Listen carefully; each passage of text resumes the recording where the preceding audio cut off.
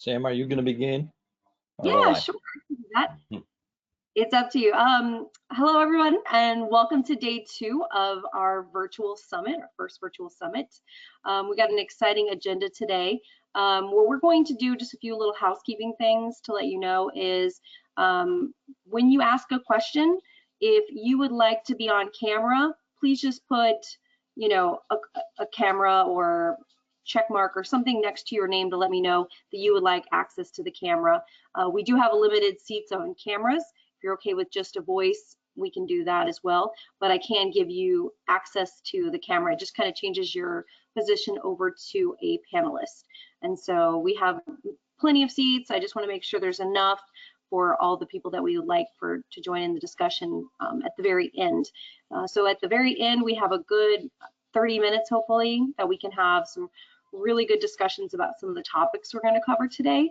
So please let me know within the chat box or the question polls if you'd like to do that. All right, well, at this time, I'm going to pass it on over to Dr. Mike Roberts. He's got some slides coming up. We can go ahead and go to the next slide. You'll see the agenda. It's got a few different things, but he's going to talk to you a little bit, and he's got a video as well. We'll have some time for some Q&A right after he's done. So over to you, Dr. Mike. Thanks, Sam. So I put together a little package. There's about 250 slides here that I'm going to go through in 2 minutes or less. So I'm kidding. I've only got 4 slides in every video. Welcome back. Unfortunately, you get to see me again today and not Ken. Ken Shields is going to be joining us shortly if he's not already online. So we'll both be available. There he is. He's here. He's silent. Good to see him. Welcome back. I played with the title a little bit. So Sam and Diane and Dan had suggested expanding our domains, and I wasn't quite sure what to make of that. So I took it and changed it to Expanding Horizons, ISS National Lab 2.0. Justin, can we go to the next slide, or am I driving? Thank you. So you saw this slide yesterday, I think, in at least once in Dan's presentation, but I wanted to bring it back up again. The Space Station Explorers Network, again, through the efforts of the folks who are participating in this summit today, have done excellent work bringing together programs and education that significantly impact both the reach and the depth of our nation's educational efforts. So we all benefit, you know, from access to the space environment. It inspires our imaginations, no matter whether we're 4 or 5 years old or 85 or somewhere in between. And having access to the International Space Station, and then the addition of a national laboratory on that incredible platform, I think has increased significantly our ability to increase that reach, so that with the power of this network and your innovation, we're able to contact even more students across the United States and the world, and we're able to increase the depth of their engagement, as Dan was able to show in his presentation yesterday and looking at the previous 20 years. So I wanted to share with you a brief video, which I hope most of you have already seen at least once, and forgive me if I'm making you watch it again, but it's valuable for you to watch, and I think it speaks to what we're all engaged in and trying to do with space. So Justin, please cue the video. Welcome aboard the International Space Station, Bob and Doug. You are go to Dr. Suits.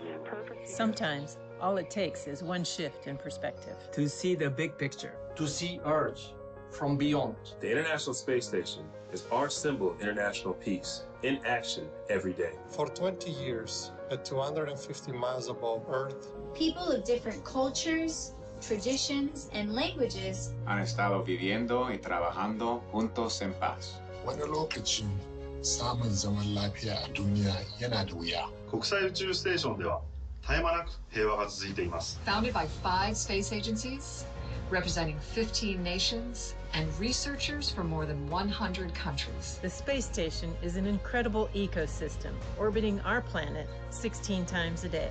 At 17,500 miles per hour. It enables scientific and technological advances. 地球上で実現できることを無限に広げてくれます。Astronauts perform experiments ranging from researching new and more effective therapeutics to evaluating our beautiful planet and to test new facilities with the intention of benefiting the whole world. The International Space Station, this amazing inanimate object, is an inspiring example of what a respectful and collaborative future society could look like. Because for 20 years, hundreds of astronauts from different backgrounds, ethnicities, and political affiliations have made our future their priority. Walls and borders do not promote peaceful coexistence. Peace occurs through openness and sharing. So, you want to shift your perspective? How do you shift that perspective? Just look up. Just look up. Just look up. The International Space Station is a beacon of hope for all of us. In a shared future in space. Off the Earth, for the Earth. Equal. Peaceful Space.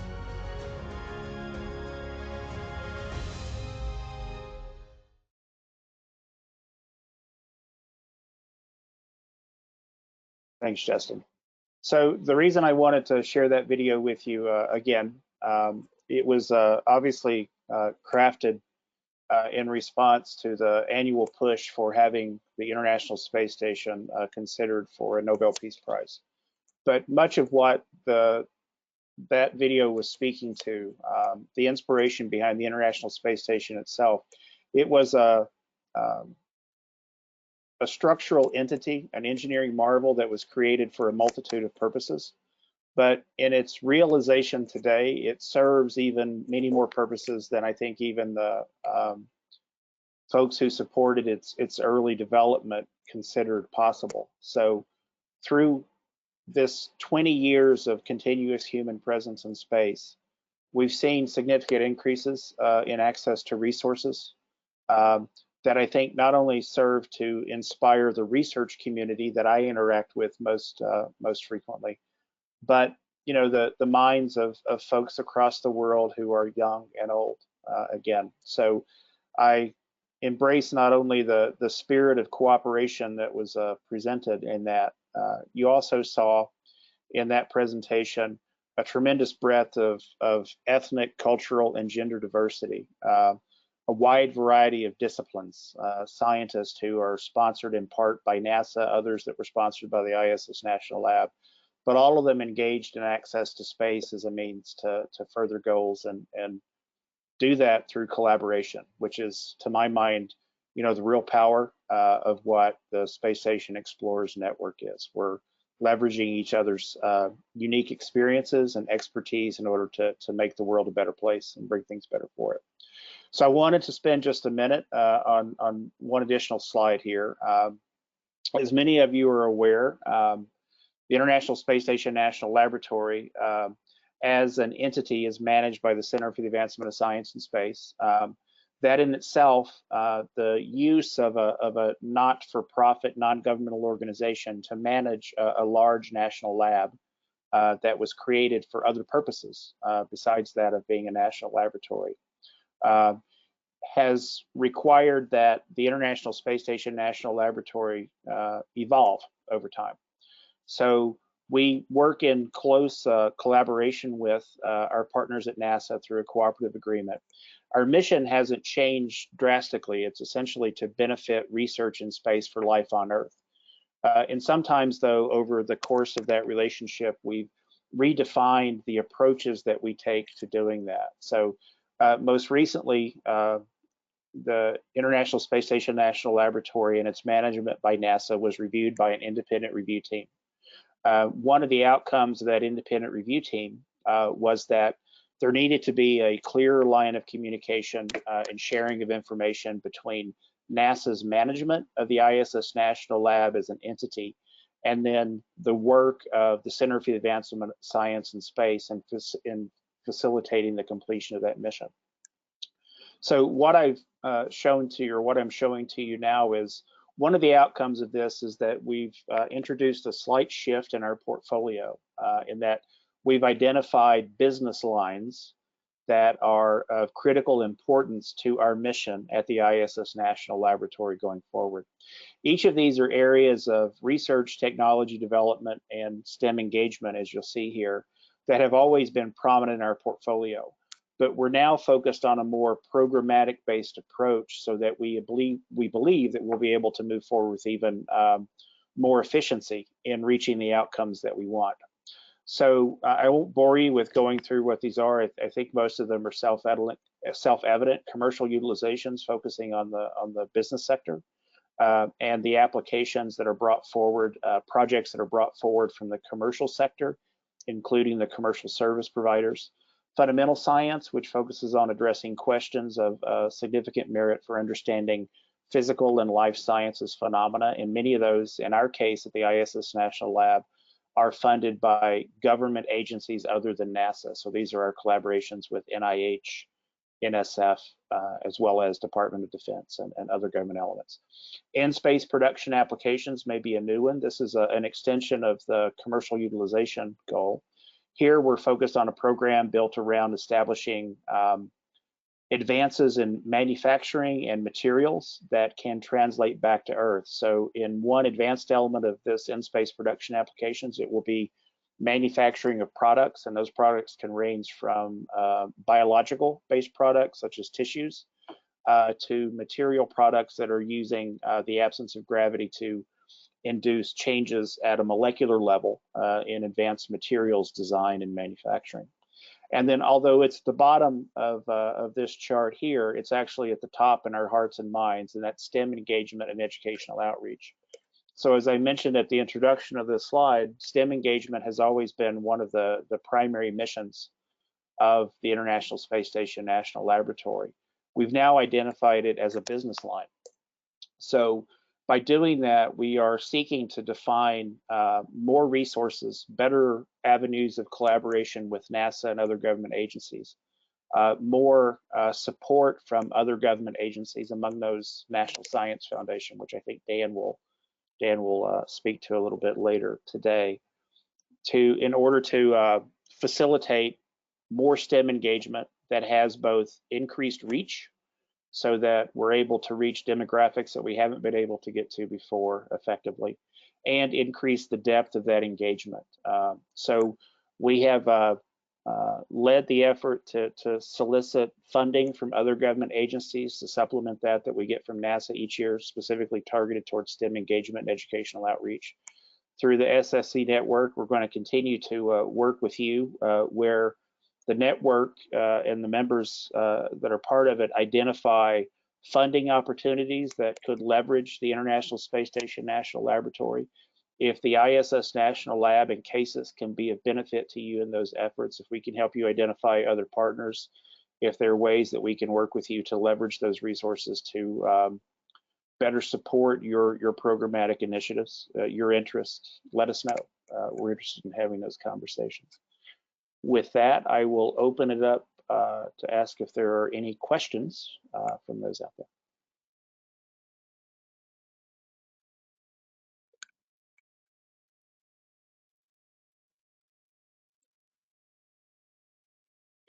And just a reminder, if you're already a panelist or you've already been switched over to that, you have full access of your own camera and audio to go ahead and make sure that you can be seen and heard.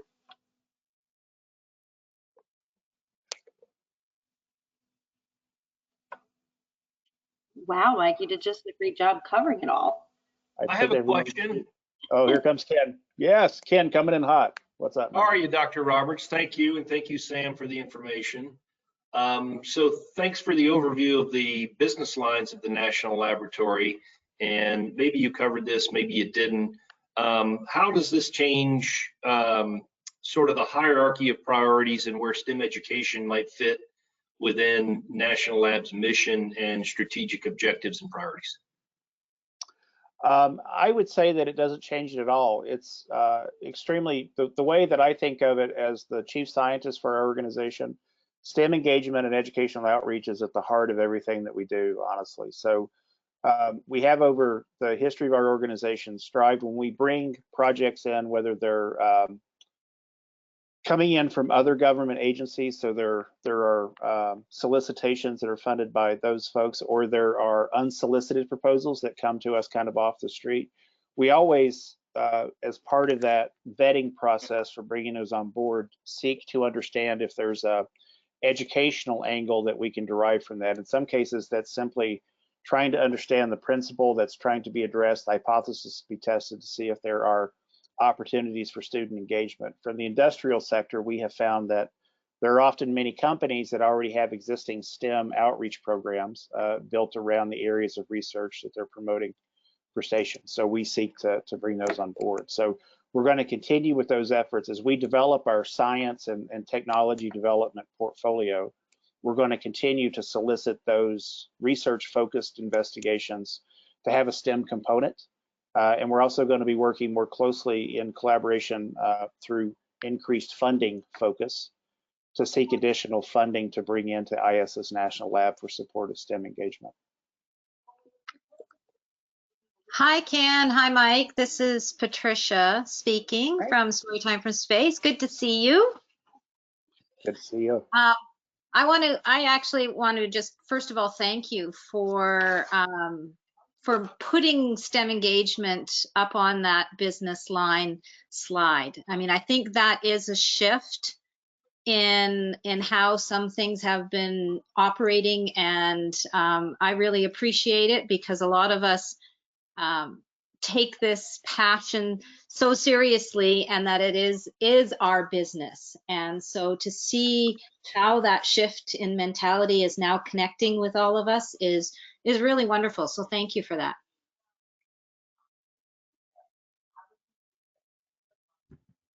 Patricia, I'd like to just echo your comments and actually send them back to you, because I think there's only so much that we can do at the National Lab. The real success comes from all of our partners. You're the ones doing all the hard work. I mean, Storytime from Space and the millions of people you reach, the power of what you've done, and I could go through each of the partners to say this. And in fact, I would say that probably this is the strongest validation and acknowledgement of the hard work that you all have done to have STEM engagement not as an ancillary, supported and loved and so on, but a core function, which we all know it has been, but to have NASA and CASES and the National Lab explicitly state it in this form, I think is such a strong validation of all the work that you all have done. So yes, I absolutely want to thank Ken and Mike, and they've been supportive throughout it all. But really, I want to bounce it back to you, Patricia, and everybody else. Those are great points. And I also wanted to add just a little bit more validation as to exactly what Dan was expressing, and I think what Patricia took note of. In addition to the business lines, in addition to coming out of the IRT, NASA sort of giving STEM and educational engagement and outreach its full-throated support and still calling it out as one of the pillars of the mission at the National Lab, clearly is an indication that we still have strong support and engagement at the NASA level, which I think is also critical for all of us. Furthermore, to add to that, I don't recall if Mike went into it, but we are establishing this user advisory committee, and it consists of 5 subcommittees, and one of those subcommittees is education and educational outreach. So there's great indications here that the future of STEM and educational engagement activities of many kinds still have a strong part of the portfolio and a very, very, very vital and strong part of the pillars of the mission here at the National Lab. I just thought that was worth calling out and saying, because it's another important indicator. Yeah, and perhaps this was implicit in what you said, Ken, but the user advisory committee means the users. So in fact, several of the partners, the STEM partners, signed up as to be considered, applied for this position to be part of the user advisory committee, and that means that we're having the education team be part of leadership and not just, I mean, our partners be part of the sort of the guiding voice and leadership of direction so we go in the future.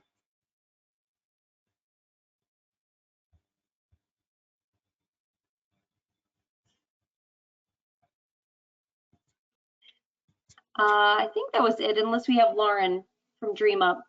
If you wanted to ask a question, Lauren. Sure, hi.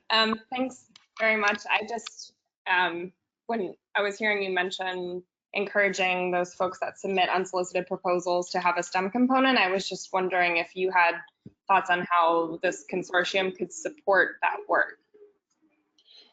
Yeah, so the way we approach this programmatic focus that we're going into now, we're trying to channel that groundswell of interest and use of Station towards areas where we know we have resources available to support them. So in those discussions we have built around each of these business lines, part of that discussion early on is aligning the research or technology development effort with a specific program. And part of that conversation will involve engagement by our STEM team as well, to try to build programs around that. Because one of the things, you know, that's been obvious from my perspective, again, in the science department and working with the STEM department, we achieve much more through partnership with existing programs and existing expertise in an area than we do trying to pioneer those ourselves. So rather than doing, although there's great value in having focused education projects, seeking to use to leverage the resources of the universities that bring proposals to us,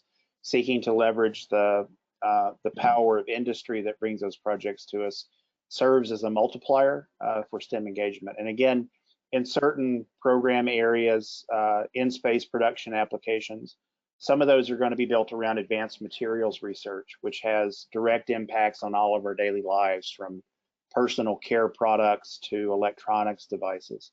And many of the industries that are involved in that have established programs to increase STEM engagement because they're concerned about workforce development. So in addition to maintaining our interest in K through 12 education, we also want to be able to work with our partners to begin to expand the reach into undergraduate and postgraduate research institutions as well, so we can further that leverage.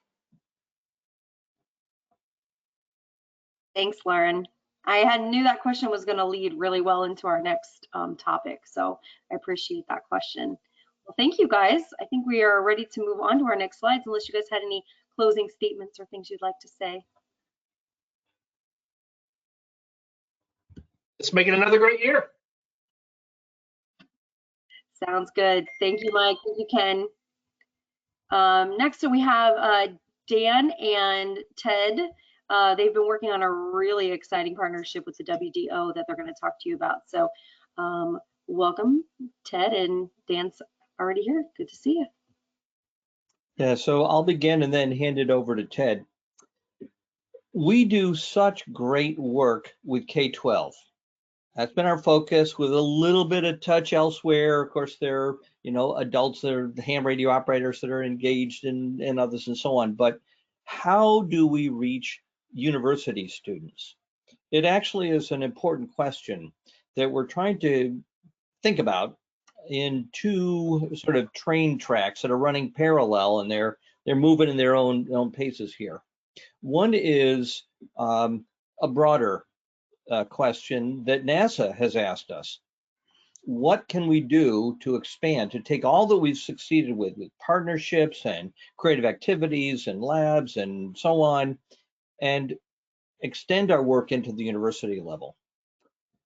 In fact, there already is a lot going on at the university, but how can we enhance and expand that university level, which is a crucial part of connection with space station and building the workforce and all of that? The second is almost sort of coincidentally, we developed a partnership, and Ted really was the lead on this, with a fascinating organization called the World Design Organization. They are, I think it's some 4,000 members or something like that. It's a huge global consortium of mostly industrial designers people who dream up new products and find the best way to make them work, but also graphic designers and web designers and just creative thinkers. They have taken on the charge over the past several years of picking up important problems like COVID, like engaging more women in the workforce, like helping cities adapt to be more sustainable, and how can the space help life on Earth.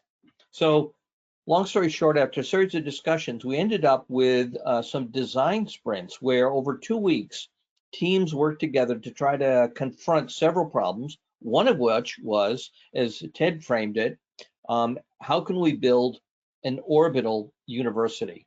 And, you know, it's a very interesting question, one that with both of these tracks, both the National Lab thinking about it on its own and this WDO idea is bringing some creative minds, high-level thinkers to this. So I'd like to share some of the ideas that have come up. Next slide. The way this design sprint system works is that you have a team of 10 people. We actually had 2 teams doing education. Ted was working with one, I was working with the other. They had people around the world, multiple time zones, and it was the most intense 2 weeks you can imagine of working, you know, 24/7 multiplied by 24 time zones. Next slide. And I'm really pleased that they framed it like Buckminster Fuller's quote here: you never change things by fighting the existing reality. To change something, build a new model that makes the existing model obsolete. So they didn't just say, oh, how can we have a university professor get an intern? That's part of it. But it really is much deeper questions about what is a university? How does the COVID process going on right now that engages people in different creative ways to outreach and do education, it's no longer just a facility. All of these creative things came together as they thought about this. Next slide. Using some pretty interesting graphic tools, a Miro board and a few other things. There, you know, this is just an example of all these post-its of ideas grouped around different aspects of this and so on. Very creative process. Now, of course, these are designers. So the next step was, next slide, was to create the t-shirts. Okay, so that's like a pretty important part of this thing. And they did come up with some interesting creative designs. You'll see that the one on the right with the space station and the symbol on the left. Next slide. The one on the left was a pretty interesting one. They also did graphically, conveying that the space station is not just, you know, an engineering marvel. It's all of these things. And I think this slide really conveys that.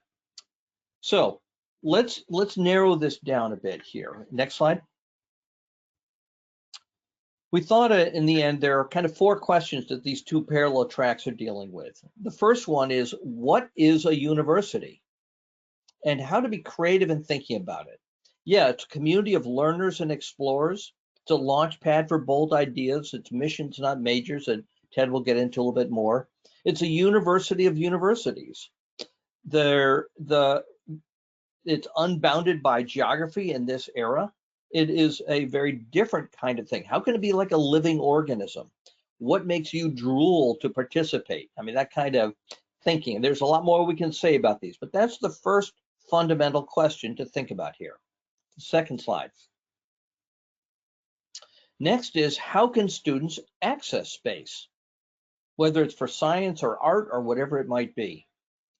Well, I mean, the ISS is already a remote access platform. It's kind of like CERN or Hubble or one of these super equipment that you get access to in some creative ways. So getting access to space, while it's most compelling to think, let's just fly up there and have 10,000 students on the space station, we really need to think about it more creatively as perhaps it's a bunch of labs with multiple users. The veggie box is a way for universities and students to access that, akin to the model that Ted does with Magnitude.io of having an experiment, an exo lab that can be used in many different ways. Not just a professor doing his or her experiment, but really an environment. And we also are thinking that how can we think not just with the space station, although that's pivotal here. So the third question, That's one that we're really confronting internally within cases of how can the ISS National Lab help? And let me reframe that. How can Space Station Explorers help? Problem is that the National Lab has no budget for this, has no faculty, and is not a university. So perhaps what we really should see ourselves as a catalyst, a driving force, something that builds together others and enables this to happen, but isn't sort of the university that is the orbital university. Next slide. And that brings up this core concept that we've understood the importance of within the Space Station Explorers and our ambassadors, that the consortium working together is really where we can make real progress. They're already, if you go on the database within the National Lab, there's some 271 universities that either already use or have inquired about, 271. We're going to hear in a moment from Joby Cook about Space Grant. I had a good talk with her. There's a national network there, universities doing innovative work in space. There's the Students for Exploration and Development of Space, SEDS, their partner in our organization. The American Society for Gravitational and Space Research, ISGSR, and several others we could discuss here. And I say that as I've spoken with a number of organizations, the concept of an orbital university consortium as a way to kind of build on assets that exist and move forward is a really sort of, I think, rich platform in which to invent this new reality over the next few years. So let me switch over to Ted now. Thank you, Dan. And next slide. Yep, next slide, please. Well, good afternoon, everybody. So I really love this Gibson quote. The future has already arrived. It's just unevenly distributed. 20 years of the International Space Station. I think that unique vantage point we all take advantage of in the work that we do, thinking about life on Earth as well as life beyond. This design sprint that Dan shared with us with the WDO was quite fascinating. It actually started through a series of conversations that took several months, starting back in April. And there were more than 75, I think there were 77 ideas that were generated in a collective, thinking about what the possibilities might be to leverage the assets in orbit. And there were actually three. We're going to be talking about the Orbital University. Originally, I was just thinking about it as a classroom in space, but with this collective mindset, they kind of derived that as an orbital university opportunity. But there was also a business incubator. What would the U.S. National Laboratory look like as it oriented itself more as a business incubator? And the third one, which is quite profound for me in thinking about what we do in education, is aligning the U.S. National Laboratory's work and all the researchers and scientists and engineers that are doing work on the station around the United Nations Sustainable Development Goals. We're at a pretty interesting crossroads as a civilization, with 10,000 years or what have you. Here we are literally on the front porch of the rest of the universe here on Earth, looking out to what we might be able to do, colonizing other worlds and what have you. But if we can't take care of our own home, then we're going to have some serious issues trying to colonize other planets. And so I think, to quote Dr. De Leon from London College of Art, we're really kind of in a midway point between the celestial and the terrestrial.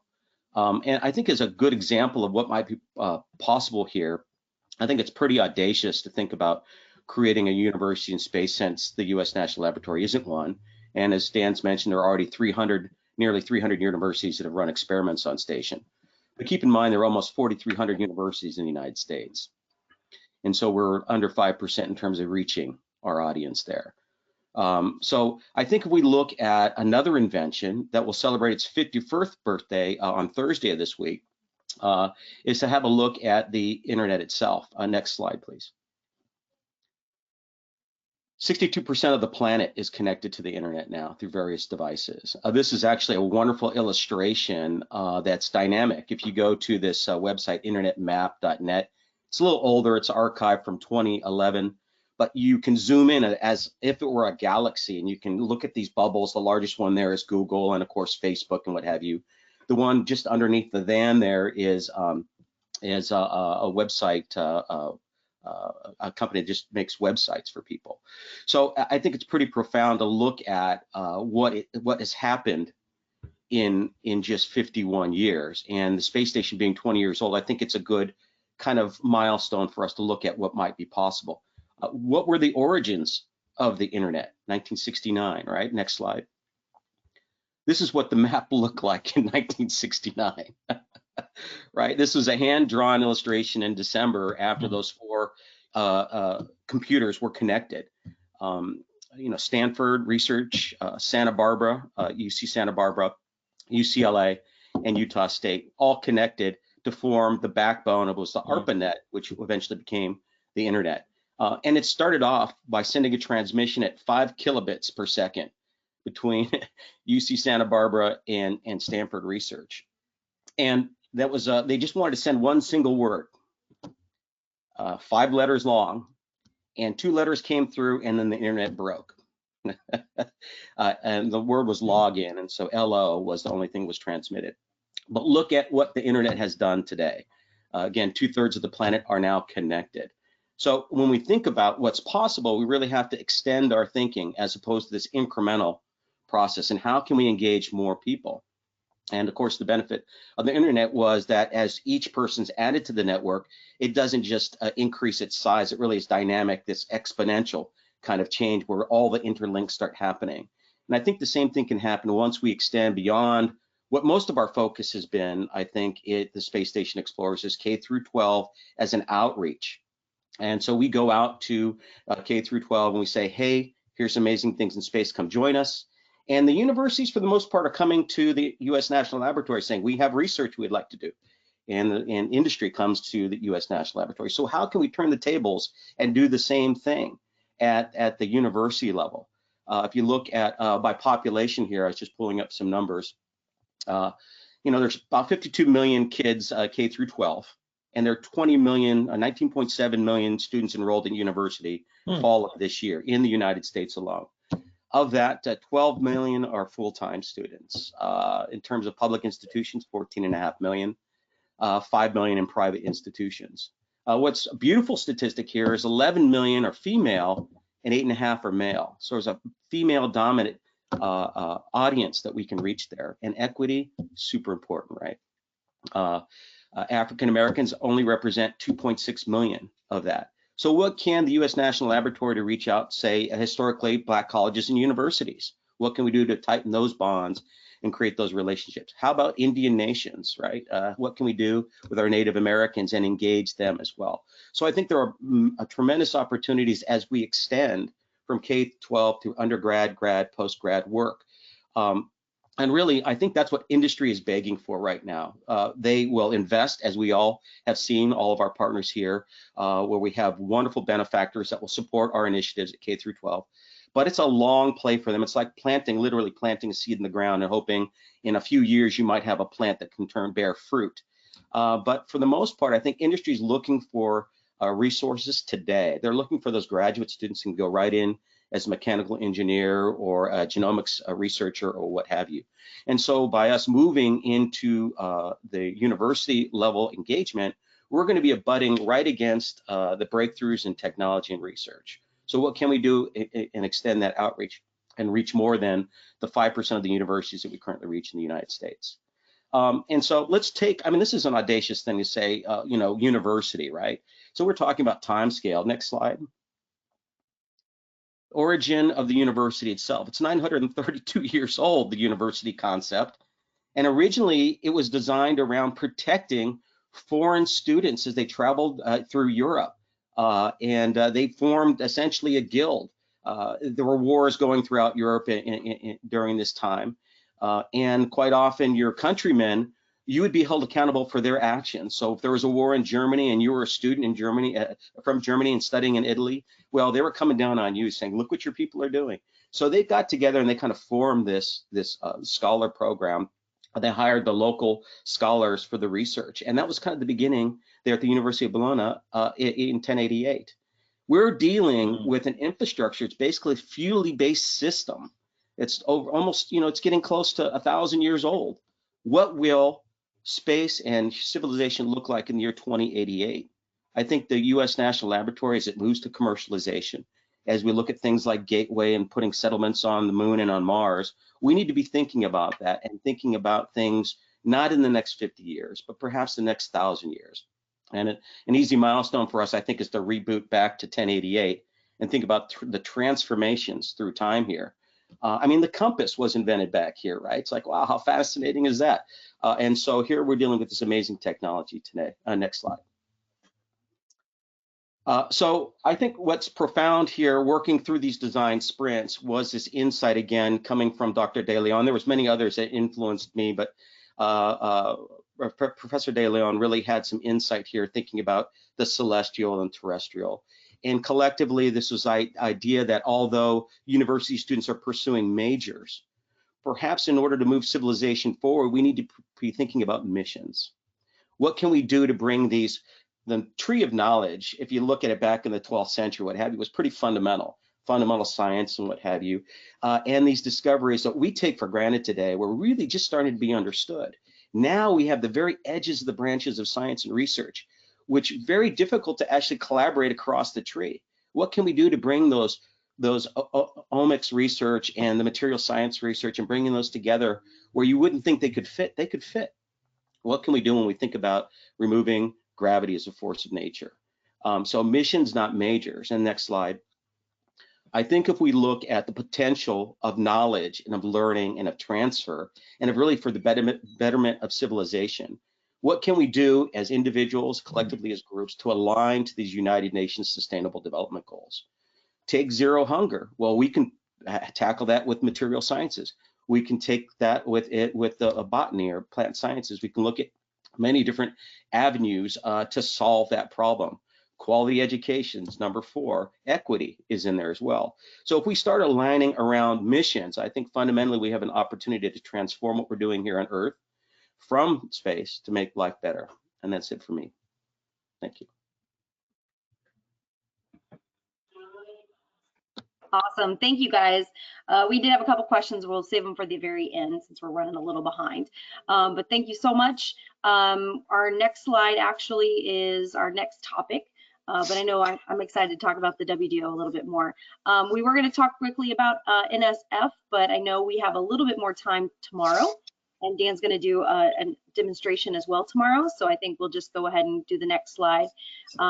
Just a brief little just update of what we were going to talk about on the next slide, which was the NSF proposals. But I want to be mindful of Joby's time and let you present. So we can go ahead and go to the next slide. There you go. Awesome. Thank you so much.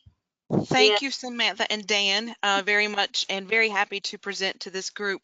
In fact, I've met several of you through Space Station Explorers many years ago and have developed some relationships here in North Carolina with many of you. So I wanted to give you an overview of the National Space Grant College and Fellowship Program. Next slide. And I thought the best way to do this was to kick it off with a video, because the National Space Grant College and Fellowship Program was a congressionally mandated program back in 1988.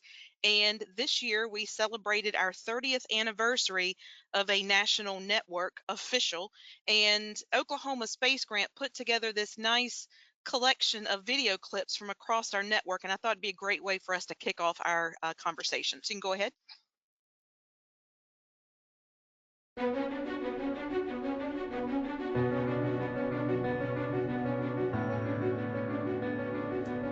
NASA has taken us to the moon and past the edge of the solar system, made aviation safer and faster, found new planets, and shown us the edge of the known universe.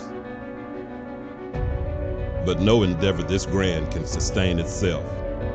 It takes people with the education to solve the most challenging technical problems, and a public that understands why it all matters. Before there was an Apollo, there was a space mobile. Before there was a shuttle, there was AESP. Before there was Hubble, there was Space Grant. We are a network of universities created by Congress to assure America's leadership in aeronautics and space. We sustain NASA's future by educating the next generation of engineers and scientists. We support NASA's mission of research and discovery. We engage and educate the public. We focus the strengths of every state to solve NASA's challenges. We are the future. We are Space Grant.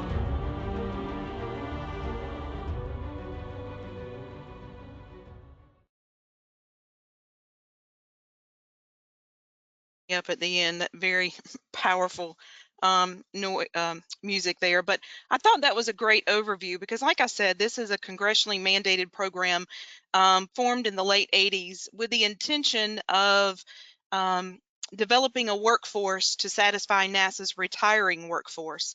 And it was developed as a state-based program headquartered at a higher education institution in each respective state.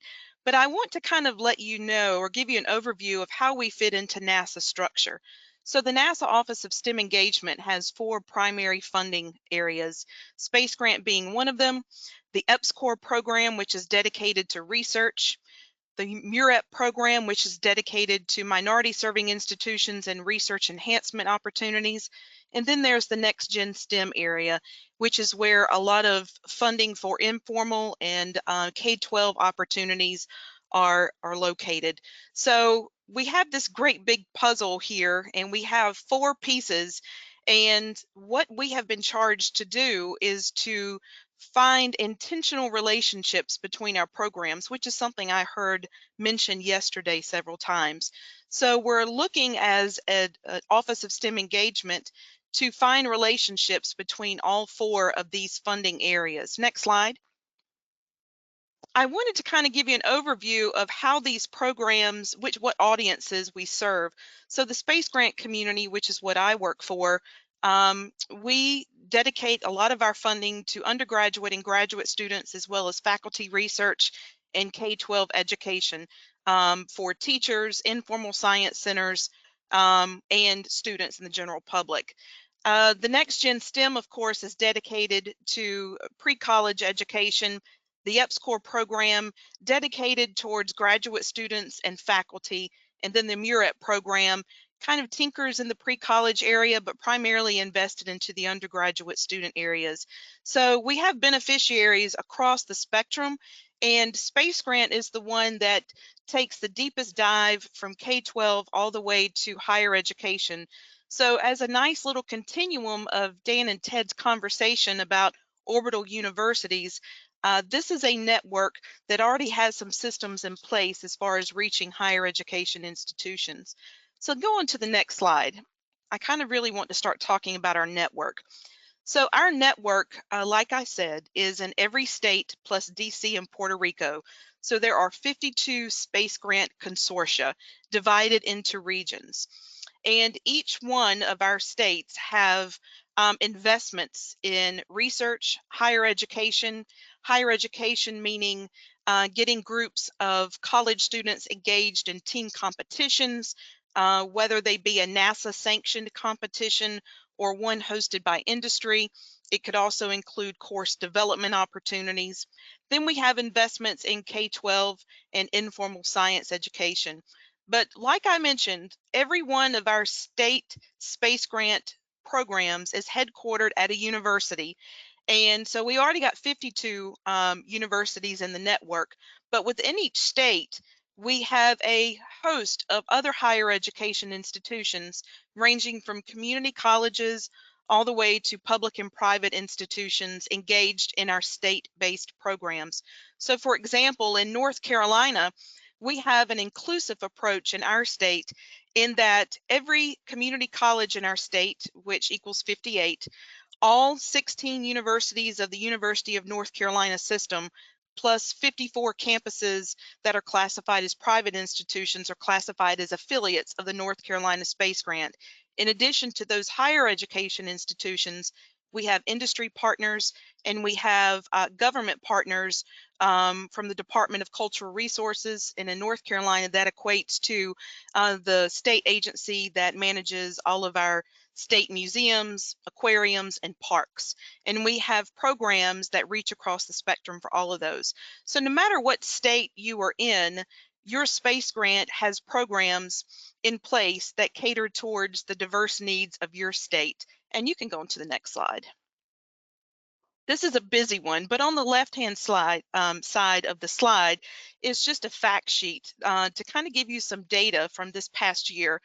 We had our advocacy day up on Capitol Hill earlier in the spring, and since we are a congressional program, our constituents always want to hear about what we're doing in their districts. The neat thing about the National Space Grant Program is that we have representation in every congressional district in the United States. And so as far as our investment goes, we reached over 5,100 college students in research efforts, either at their institutions where they're located or at NASA and industry field centers. We reach over 400,000 members of the public every year through our outreach efforts. We have diverse participation, which is a key target of ours across the network to increase participation of underserved and underrepresented students. So we have a lot of participation from female students and underrepresented minority students. In the middle of this little busy fact sheet I included here are some of our Space Grant alumni. So all of our students that are engaged in our programs are required to do outreach as a way to inspire the future generation that we serve. And some of our former students are now astronauts, some are leaders in the space industry, some are educators, some are working in other industry sectors.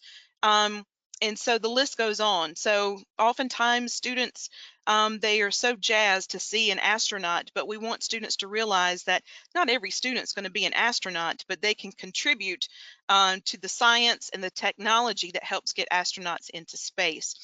And so some of our interns and our partners include the industries that are listed below. So we are providing funding and leveraged resources to send students to Blue Origin and to Lockheed Martin and to Google to do internships. And many of these have yielded career opportunities for many of the students that we serve. So again, to summarize our investments are in research, and that's primarily focused on faculty research, higher education, which I mentioned some of the projects there, pre-college education, and informal education. So with regards to what kind of funding opportunities exist in your state, the last slide, which I'm not ready to go there yet, will have a link where you can go directly and get information about your state's space grant. But all of us accept unsolicited proposals. If you have an idea or a vision for what you would like to do with the respective school or school district in your state, reach out to us. For example, we have relationships with Higher Orbits and SSEP. Just to name a few that I know I met through the Space Station Explorers group, where they have gone into schools in our communities in North Carolina and have given the students opportunities to do some actual space flight research. And so it's an exciting opportunity for our students, and that's the kind of thing the Space Grant National Network loves to support. So we are in the business for finding opportunities to leverage our resources and collaborate to help us all achieve our mission to inspire the future workforce to work for NASA or space-related industry or STEM industry in general. So for North Carolina, I know that I manage the portfolio for the North Carolina Space Grant. We have a teacher ambassador program that's very similar to the Space Station Ambassador program, but we are targeted towards North Carolina teachers in that we are providing them with resources and tools to go out into their respective communities and deliver space education across the board. So STEM education is a priority in all 52 of our space grant consortia. STEM workforce development. Where can we send higher education students to do internships and get those real world experiences to prepare them for careers in the space industry? And economic growth. So a lot of our research investments have yielded lots of opportunities for the universities that we serve in North Carolina to develop Space Act agreements and partnerships with universities. For example, the Veggie experiment that's going on out at Kennedy Space Center, Winston-Salem State University, which is an HBCU in North Carolina. We seeded a research project for that faculty member to work with Kennedy Space Center researchers on the Veggie experiment and set up his own lab for plant biology research. So through that seed funding, he was able to develop a Space Act agreement to continue those relationships, and is now exploring some flight opportunities with space industry to take that research a step further. So those are the kind of investments that space grants like to provide. And you can go on to the next slide. But here is the website that will take you directly to the space grant page on NASA's website, and you can click on a state and find out who the director is and learn more about the programs that they offer. We all have similar investments in research, higher education, and education, but how we structure those programs varies from state to state. But I do know that we're all interested in the same thing. So I appreciate the opportunity to give all of you an overview of the Space Grant Program, and I understand that the presenter following me has a Space Grant connection, so excited to hear about her opportunity and her resources that she's going to provide. But I just wanted to open it up for questions. I talk a mile a minute, so if I went too fast, please just let me know, and I'm happy to answer anything. No, you did a fantastic job, Joey. That was so much great information. And I know people are going to have, I know we only have a couple minutes until our next session, but that was fantastic. And I unmuted you, Lori, if you would like to say hello. Are you on, Lori? Yes, Lori Waters, and I work with Ted at Magnitude IO, but I am also a North Dakota Space Grant Graduate Research Fellow. Awesome. So I'm working on my master's in space studies through UND, and I just have loved working with the North Dakota Space Grant. I interned with NASA. They are awesome. I interned with NASA, and they funded my NASA internship. There are so many opportunities out there for I was a teacher, and that's how I really got into this. And now I'm with Magnitude. But let me tell you, it just, you think, oh, there's all these opportunities for these younger kids, right? But teachers who are going back to school to get their masters, like, they can tap into these resources too. And I think that needs to be widely advertised for folks looking for ways to go into higher education and graduate research and doctorates. Sometimes it just takes one opportunity through a simple mini grant to get engaged in various programs. I come from an informal science education background. I worked in aquariums and science museums for 15 years before coming a part of Space Grant, but I learned about Space Grant through a happenstance with a colleague. I was looking for some fun activities to do for a Space Day event we were hosting many, many years ago. And someone I had met through networking had connected me to some plant biology experiments and researchers at NC State University. And that person happened to be Dr. Chris Brown, who was the director of the Space Grant at the time. And so I applied for a mini grant. It was only $500, but the impact that it made to the small museum that I worked with was super meaningful, and it led to other collaborative opportunities and partnerships just to kind of keep building our program at the museum I was at. So you are so right, Lauren. It just takes an opportunity and a chance, and we do that a whole lot with our Space Grant network. Christina Cook is one I like to brag on a lot because, of course, she was the one that returned from the ISS last year.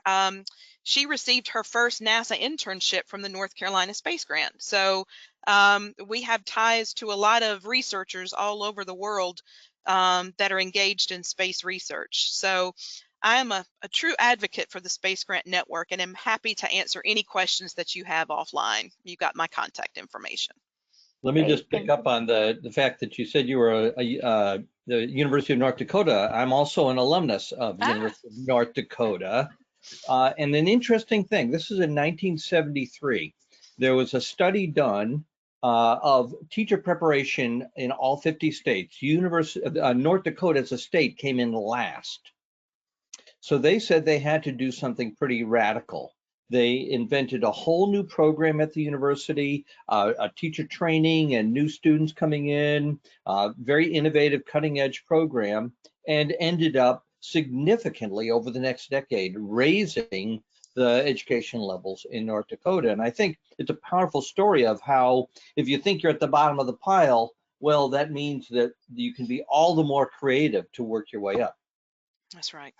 That's fantastic. And we have a few other people. I'm going to just, I had mentioned like, we'll have a deeper discussion about it at 2:30. So that's fantastic. But thank you guys so much. Thank you, Joby. We'll see you again in just a couple minutes. But I did want to go ahead and go to the next slide and let you guys know that we have Lynn. Hi, Lynn. How are you doing? How y'all doing? We have one of our space grant awardees, Lynn McDaniel's here. And so I'm going to let her talk to you a little bit about what she did with her grant. So go ahead, Lynn. Well, thank you for the intro, and I'm really excited to be with such honored clientele and participants here today. And the Florida Space Grant Consortium has been a supporter for teachers all over the state, and I have been one of those recipients, and it has made a tremendous amount of impact on our school. We were one of the first 50 NASA schools for NASA Explorer schools, but we were in a high poverty area, underserved, so it has made a huge difference. And the grant that we have received for Stewart Middle Magnet in Tampa was called From STEM to the Stars, and Florida Space Grant Consortium gave it to us. It's for professional development for a team of 12 teachers that will meet twice a month at school, after school, and the grant pays for them to attend these sessions. And these training sessions, in those training sessions, we do, we present them with all kinds of space resources, with collaboration ideas, curriculum building ideas, so that they can integrate that into their own classrooms and then share it across their teams. It's a middle school. So we've got 6th grade teachers, 7th grade teachers, and 8th grade teachers. So they can integrate that and share those ideas. And then the other thing about the meetings is, which is kind of fun to share, is we had selected for the 6 months of our professional development 6 themes. The first one was October, which is World Space Month or World Space Week. And the theme was how satellites benefit Earth. So that was our theme for October. For November, of course, it is Happy Birthday to the ISS next Monday, the 2nd of November.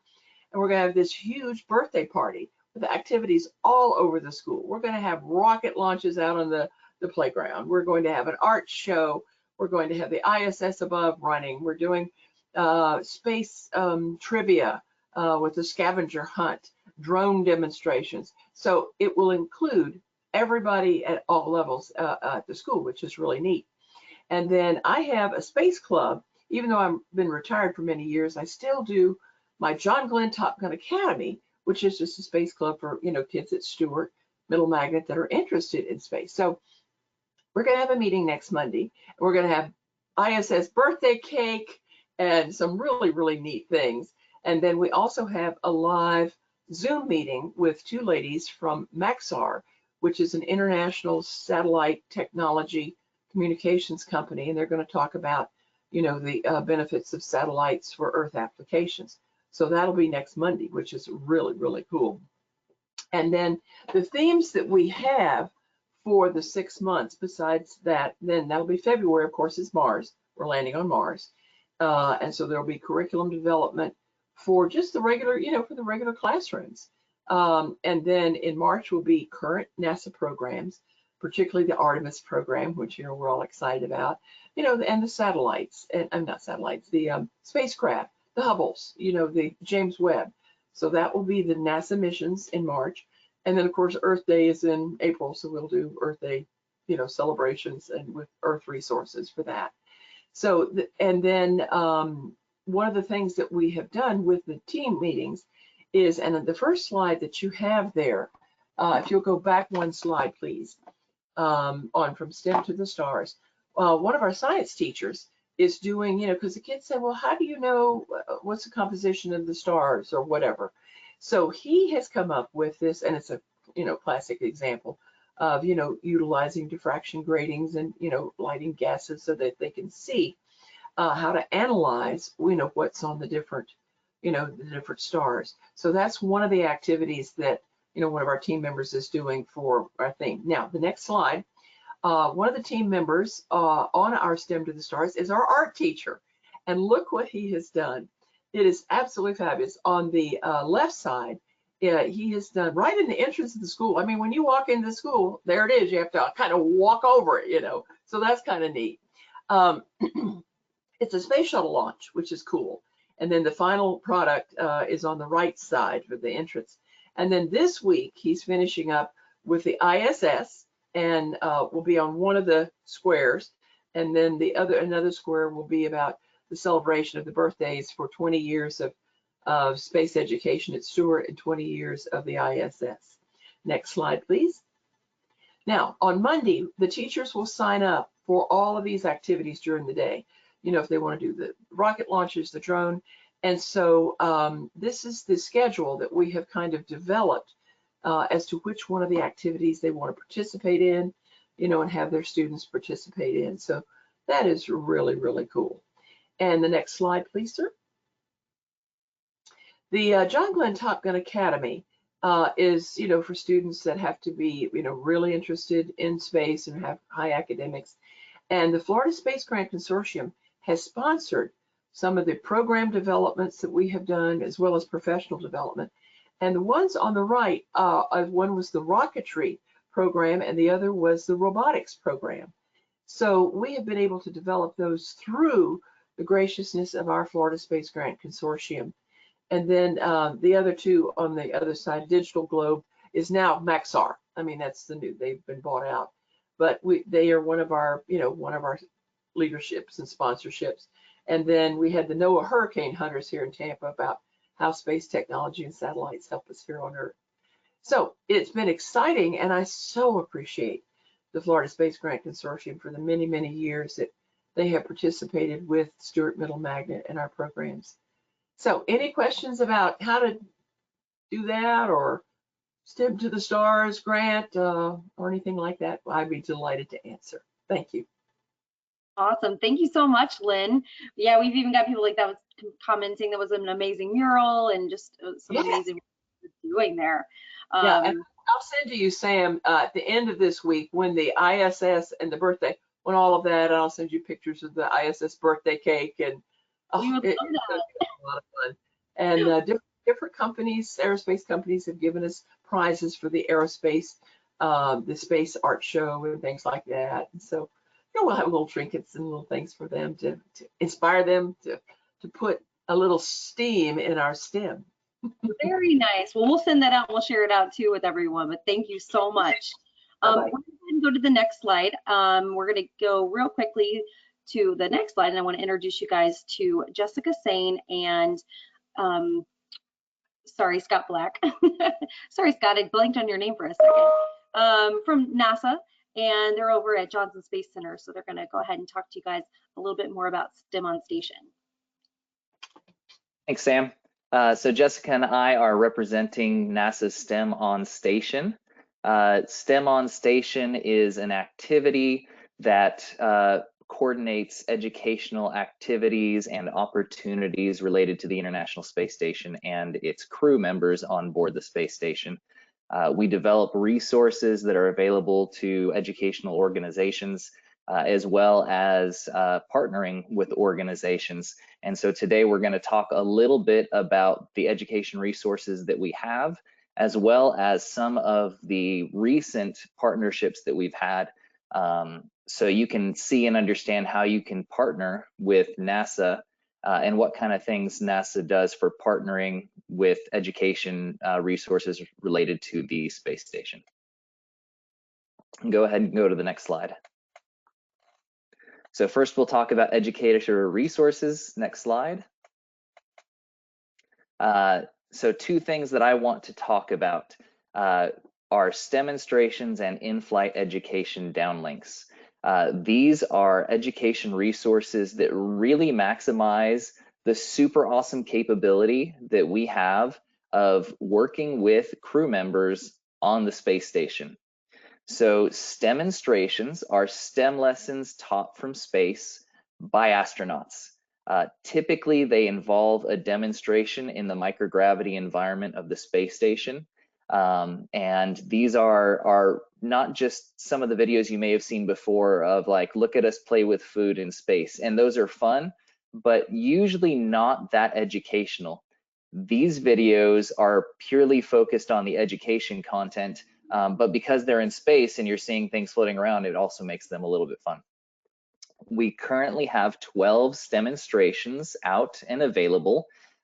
Each of them comes with a classroom connection, which is their fancy way of saying a lesson plan. The lesson plans have interactive opportunities for students, hands-on activities, questions to ask to get them thinking, and it all ties them back not only to the content of the lesson, but it also ties them back to the International Space Station, NASA's missions, and space exploration. We've covered so far between the 12 lessons a lot of different topics, anything from Newton's laws to sleep science to moon phases. So there's a little bit of everything right there, and we continue to work at growing that library. In-flight education downlinks are a 20-minute live question and answer session with astronauts on the space station and a U.S. educational organization. To have a downlink, to host a downlink, you must submit a proposal, and it goes through a competitive process. And the downlink supports an education and outreach plan that these hosts are going to put in their proposals. These can be really incredible and powerful ways to build excitement about STEM and other goals of the educational organizations as they look forward to getting to speak to the astronaut and then have that once-in-a-lifetime opportunity of actually asking an astronaut a question, hearing their answers, and understanding that perspective as well. Downlinks are actually currently open for receiving proposals. We're receiving proposals for downlinks that will occur from April 2021 to October 2021. And the deadline to submit those proposals are December 1st. So if you are an educational organization, or if you have an educational organization in mind that you think would be interested in submitting a proposal to host an in-flight education downlink, you can contact Jessica, and I will have our contact information at the end of our presentation. Next slide.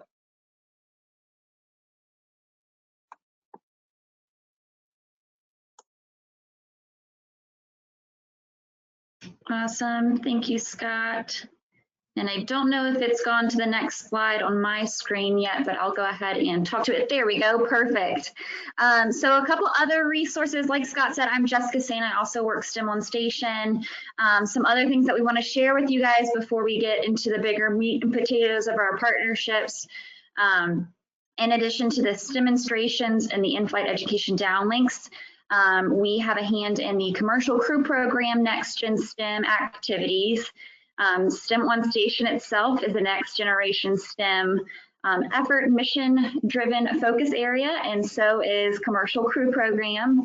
But since commercial crew is the how and station is the why, of course, we work hand in hand in developing resources to make sure that educators and students are well equipped with educational resources that surround the new efforts in human spaceflight from American soil. As you guys know, we hadn't been launching our astronauts from American soil since 2011. We've been launching them from Russia with the Soyuz, but now we have returned that capability back to the United States, and we'll be launching our first operational mission here in mid-November. So we're super excited about that. We recently released the Crew One STEM Mission Toolkit, which you can access from either the Commercial Crew Program website or the STEM on Station website. And this is going to be your one-stop shop for resources, educational resources for commercial crew. That includes activities and engineering design challenges surrounding launch. It includes apps. There's educational virtual reality on there, opportunities to get involved with launch down the road. Hopefully we'll be able to open up launch opportunities to educators once we're able to return to Kennedy Space Center with participants, hopefully in the near future. So please check that out, especially with the upcoming launch here in November. And then we also have the Celebrating Station Science series, highlighting all of the great research that has been done on station, not only for spaceflight, but also for research that helps benefit us here on the ground. Each month has its own toolkit per se of resources that pertain to either the research that's happening, activities that students can do to relate to the research, ways to get involved with citizen science, which we're going to talk about again here in a second. So definitely check out that website as well. As of now, the months of August through November are already up there, but we've been releasing them in chunks. So feel free to keep checking back to that website and stay up to date on the new months and new resources that come out. Next slide, please.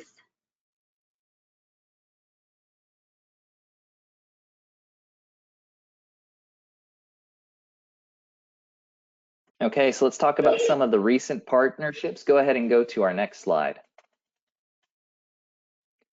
So one of our recent partnerships is with 4-H, and that was for a project called Expeditionary Skills for Life.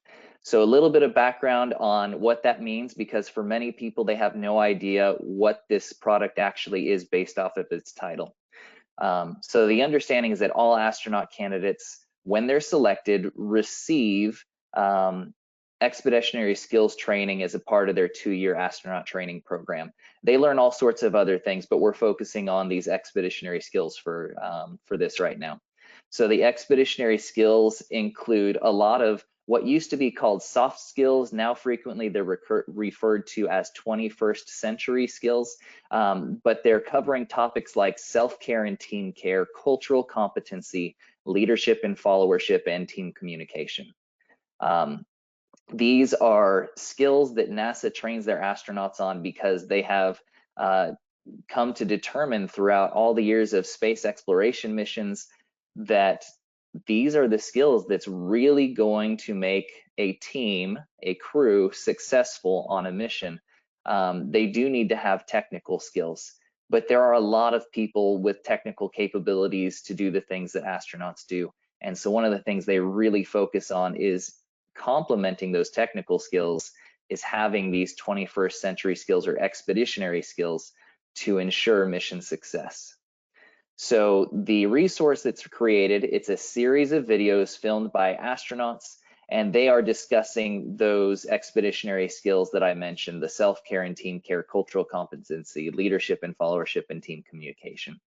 So they discuss those, and as they discuss those, they talk about experiences that they've had through training or through their spaceflight missions, where those specific skills were extremely important to their success, to the safety of their team, and why they were so important. And they talk about how it's a skill that's really essential for anyone in life to be successful. They're really great videos. They're pretty short, 3 to 5 minutes in length. And then every single video is accompanied with a series of activities that help develop those specific skills in students. And so when you look at this partnership, what NASA was able to bring to the table was access to the crew members, videos, specific information about expeditionary skills, having the astronauts talk about those experiences. And then we worked with 4-H, and they did a lot of work in pulling together these activities that help build these skills, which are something that they are experts in. And so that's where the partnership came in for expeditionary skills. Next slide.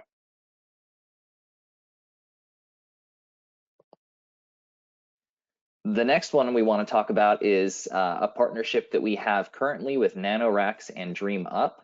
And we partnered for a project called Student Payload Opportunity with Citizen Science, or SPOX. It's taken me a lot of time to practice being able to do this, but I'm starting to get it down. So SPOX is a really cool opportunity. We call ourselves the STEM on Station team, and because of that, it's really exciting for us to actually help contribute to STEM on the International Space Station. So in this project, we're going to select 5 student teams from colleges and universities to build and send experiments up to the space station. They're going to send those experiments. Another really exciting and cool thing is they're going to receive those experiments back at the end of their trip, because who doesn't want to be able to hold on to the experiment that they worked on and sent to space? I would totally want to do that, right? So each of these experiments is going to have to work towards either bacteria resistance or sustainability. Those are 2 really big areas of research that are important to the space station and to NASA to help us to get further into space, but also to improve life on Earth. And then each of these experiments that have been proposed also have to include a citizen science component that's going to include the K through 12 community in somehow.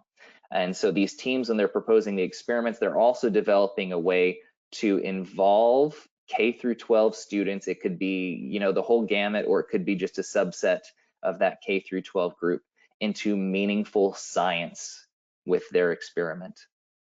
As far as how we've been working together with NanoRacks, we've worked with them and we've designed and promoted the opportunity. And then STEM on Station is also providing the funding. We'll provide some mentors for student teams that are selected, and we'll provide a launch week experience for these teams as they send their experiments off to space. And then NanoRacks and Dream Up have done an amazing job being experts in getting experiments to space and handling these payloads in space. And so they've been providing guidance to both us as well as student teams, and are going to be absolutely integral in providing payload integration and working out the flight and return of these experiments. Next slide. Yes, and special thanks to our NanoRacks and Dream Up friends. I know you guys are tuning in today for other presentations as well, so hopefully you're still hanging around. Thank you guys for everything you've done to help with that partnership. Another partnership we have kind of helped facilitate over the past couple of years has been one with Microsoft Hacking STEM. So STEM on Station a year ago, what feels like many years ago, released Hacking STEM lessons, 8 lessons total with Microsoft. Again, kind of similar to the Expeditionary Skills and the NanoRacks partnerships. We're providing the NASA content and the STEM engagement perspective from the NASA lens for this. And the Microsoft team helped to develop the actual engineering-based lessons that use live data where students build. One of the examples that we typically use, or the lesson that we typically use, which seems to be the most fascinating to folks, is our AstroSocks lesson, where students are using the materials that are recommended by Microsoft. They're very low-cost materials. And they build a sensor on the top of their foot to kind of mitigate the pressure that goes on the top of the foot, or to understand where pressure is hitting the foot, because they're ultimately going to design an AstroSock to help astronauts who are on the space station and tend to grow calluses on the top of their feet with the footholds.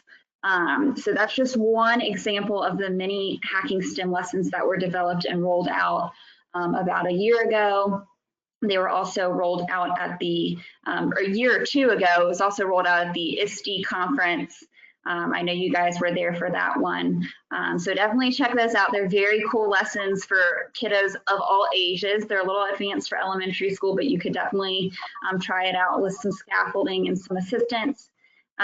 We also have currently an ongoing effort with World Spreadsheet Day, which was on October 17th. Microsoft is doing a broader Day of Data campaign to celebrate World Spreadsheet Day. They had their first Global Teams Live event with us a couple of weeks ago. It was very successful. We had approximately 10,000 people join, with astronaut Steve Bowen, just talking about the importance of data and how we use it here at NASA from the astronaut perspective. And then we also had other panelists join that event, one from Blue Origin. So it was a very cool event, and we're hoping to duplicate that coming up here on Monday on the actual anniversary of ISS 20th. So definitely tune in. It's at 1 o'clock Eastern.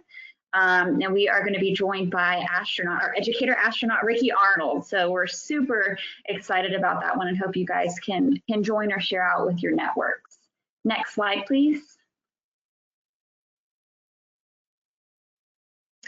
All right, and the last partnership we're going to touch on today is one with Texas Instruments. So we recently kind of wrapped up the NASA and TI, Texas Instruments Code Contest. So this is where we had students try to automate processes on the space station using the equipment from Texas Instruments in their student teams.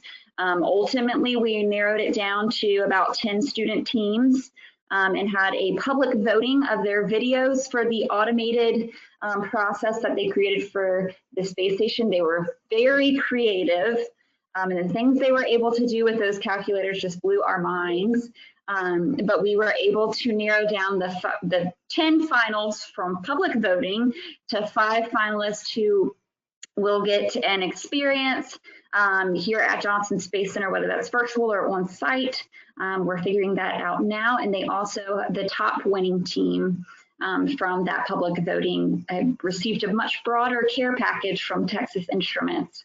So this was another partnership where Texas Instruments facilitated the actual contest, and then we brought our NASA perspective, we brought the subject matter experts and automation for the space station and that astronaut perspective into it, and we're able to create this really robust partnership that I think a lot of students were able to benefit from.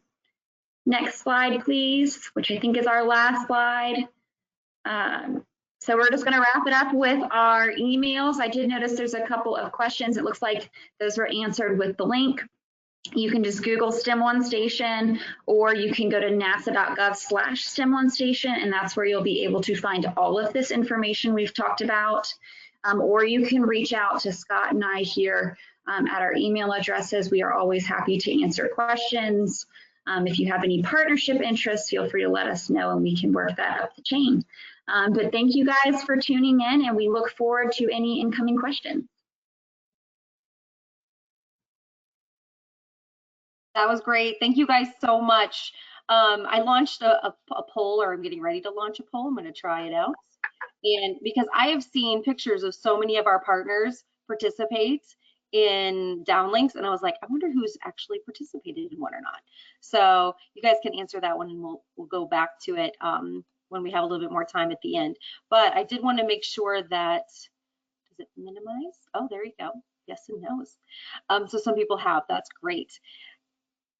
And I'm going to have Justin, I don't know if Justin's able to minimize that for me or not, but it might just be me. But we're going to go ahead and we'll follow up on the poll at the very end.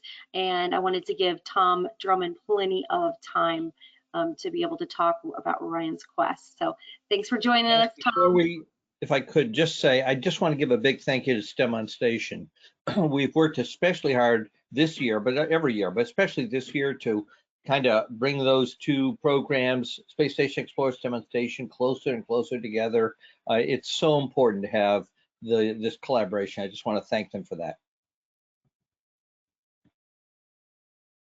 Yeah, thank you guys so much. All right, thank you, Tom. Go ahead and go to the next. Good afternoon. We really appreciate getting a chance to just spend a few minutes talking with you about Orion's quest. And we also want to make sure we thank you, Sam, Dan, and Diane, for the great work you did with the STEM Day at the R&D conference last week. So we really appreciate the things you do to connect us with scientists and In the next few minutes, I wanted to just talk about really three things. For those of you who don't know about Orion's Quest, let me give you a quick overview, and then tell you a little bit about partnerships that we are working with. And then we create student missions, as you'll hear, and I want to highlight a couple of those that are being worked on for teachers right now. You can go to the next slide. We have really a dual pronged approach to things. Our main goal is to get students engaged in authentic STEM activities, and we call those student missions, and particularly by using the space station as a catch. It's very easy to get students interested in this, and they are authentic experiences that are being done by real researchers. The other side of that, the parallel track, is we want to support those researchers by giving them a conduit for reaching students in classes. And so by giving them the outreach opportunity that we can provide, we have done something for the students, done something for the researchers as well. Next slide. This sums up better than anything else that I could say what we're trying to do. We work with investigators who are doing their research on station. And again, thank you to the National Lab folks for giving us the opportunity to connect with some of these folks. But they do their research, send the experiments up to space through implementation partners from the space station and ground experiments as well. Data is downlinked back to Earth. And then we are given access to some of that to provide through our website to students in classrooms across the country and in a number of international countries as well. So students do some type of work with that. Could be photo analysis, video analysis, data analysis, but their work then ultimately is sent back to the databases of the scientist. It provides them a value added component that they are very appreciative for the most part. And in many cases, the students are credited in their research publications for the data that they have provided. Next slide. These are partnerships that we are currently working with, and our focus here, underserved populations. We've been hearing a lot about that yesterday and today. And so we're really pleased to be able to talk about 4 of these. Esteem Village is an organization in Kansas City, Kansas, and they focus on inspiring students and families to, if we could go back one, focusing on getting kids involved in education and pathways to careers related to STEM education. So it's a great organization, and we've been able to use their work, and they use Orion's Quest missions as they go about helping kids get engaged in these STEM opportunities. Legacy Pathways is in Philadelphia, Pennsylvania. We're working with them and Cheney University. They do leadership development and work with teacher training, particularly STEM education programs, and taking advantage of what's going on in the ISS here is a great opportunity to again work with underserved inner city students, particularly in Philadelphia area and Washington, D.C. as well. Life Remodeled is an organization that works in Detroit, Michigan, a very underprivileged area there, and they have a focus on rebuilding communities through family development and community development and opportunities for students to again engage in some type of educational experience, which we can provide through our student missions. And then University of Memphis, we are working with Dr. Firaza Sabri, and we have become part of a grant that will bring her work. She is a PI who is doing a material science study that we'll talk about in a second. And we're going to bring her work into the Memphis area, into some of those underrepresented communities in Memphis and the tri-state area. Next slide. This is just a list of missions. These are ways that teachers can engage their students in some type of actual space-based research. We go from current to the coming, and we will focus a little bit on the 2 at the bottom there. But this is a list, it's a menu, if you will, for teachers to be able to take a look and find out where they could plug in an authentic experience where students actually engage in looking at and doing some type of analysis of data that's coming down from the space station. Next slide. We are currently working with Dr. Zia. He's at Bioserve Space Technologies. He's doing a research on biofilm. This one is in the works right now. We are creating the mission and hope to have that in the second semester of this year. It's one of those that's been delayed due to the COVID issue, but his study is learning how to deal with the degradation of materials that is caused by biofilm growth, both in space and then, of course, in hospitals on Earth and all over on Earth-based applications. So as he gathers data from this, we are going to be providing that to students to allow them to look at and do some type of analysis, either with actual data or possibly photo data, one way or another, providing extra support to him. Next slide. This is Dr. Sabri at the University of Memphis, and she's doing a material science study, and it focuses on how extreme temperatures and exposure to radiation can affect physical and chemical properties of composites. And her study is scheduled to go up in, we can go back on that one, scheduled to go up in February of 2021. And we will be providing this again as a mission primarily focused in the Memphis area, but in the opportunity exists for us to send it throughout the country to schools that we have in 36 states and several foreign countries.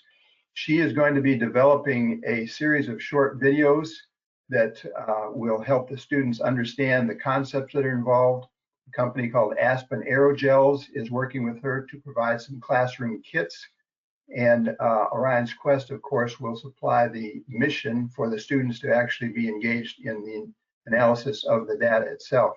So right now we're currently working with about 26 teachers in 14 states and about 2,500 students, not including those that will be involved in these new missions, which we're looking forward to.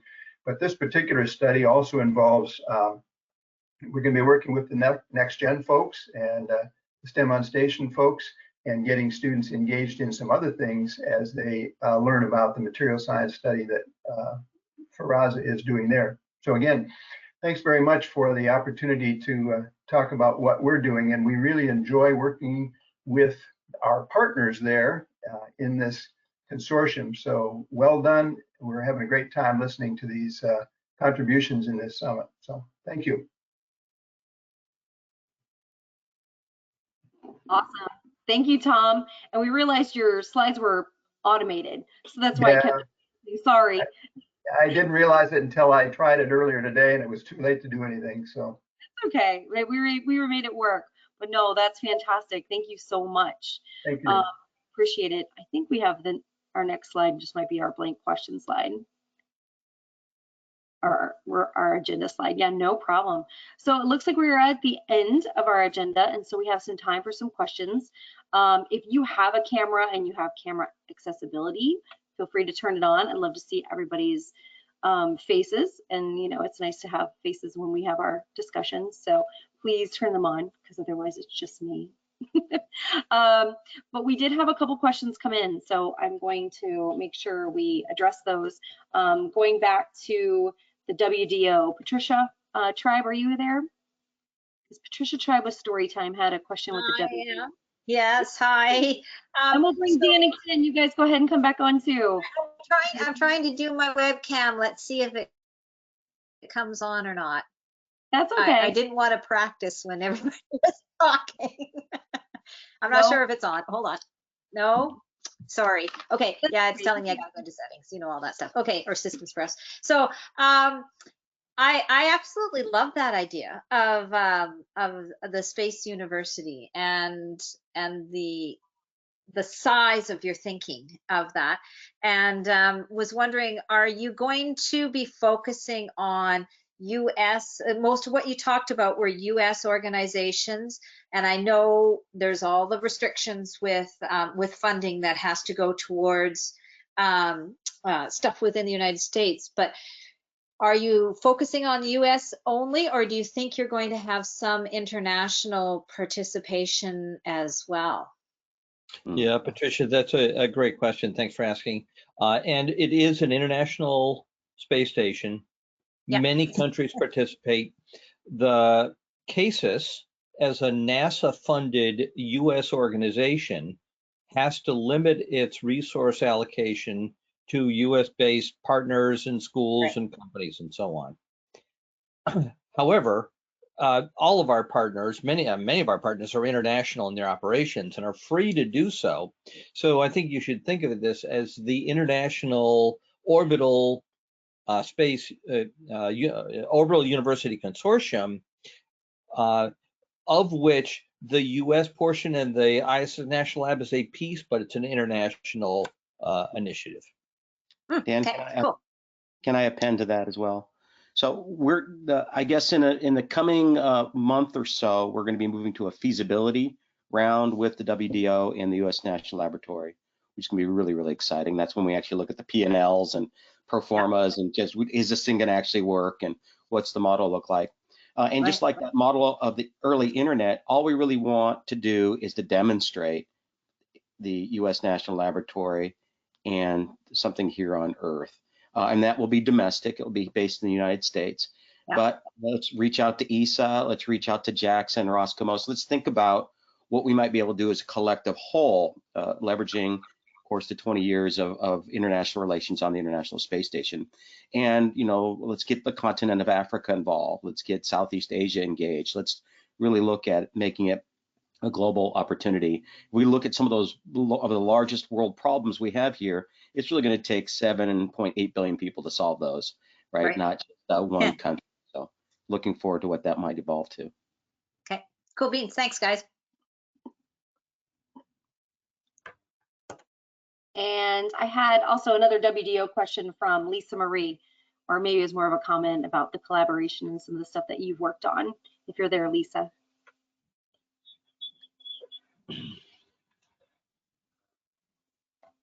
I have to say, people might have had to jump off, I'm not sure. Or maybe I have to make sure she is unmuted. Let me go back and double check that. Yeah, there you go. I unmuted you now. Sorry, Lisa. I just realized I was talking to myself for a minute. So happy to be here. Nice to see you all again. I love the idea of the ISS University, and it reminded me of this course that I just recently finished, and it was a 9-week international course from Amity University on the topic of astrobiology. And I love Ted's recommendation of connecting on the mission, because I think that when we talk about these grand ideas, they're really central to some of the core, I guess, those innate feelings of wanting to be a part of something and wanting to connect to the universe that we find ourselves in. And what's unique about Amity was that they, astrobiology is the search for life and how that relates to us on the planet. And so they partnered with Mars Society of Australia, Blue Marble Space Institute, JPL, and many other institutions to put together this 9-week course that was free. And, I was just surprised at the amount of students from all over the world that got to be a part of this, and the fact that they, pulled it off every single week and had such high level of engagement. I thought it was wonderful because, astrobiology, it's this brand new course and it's such an interdisciplinary field. And so there's so many avenues for people to connect on. And I think with the ISS, it's kind of parallel to that. There's also so many different avenues that people could connect on.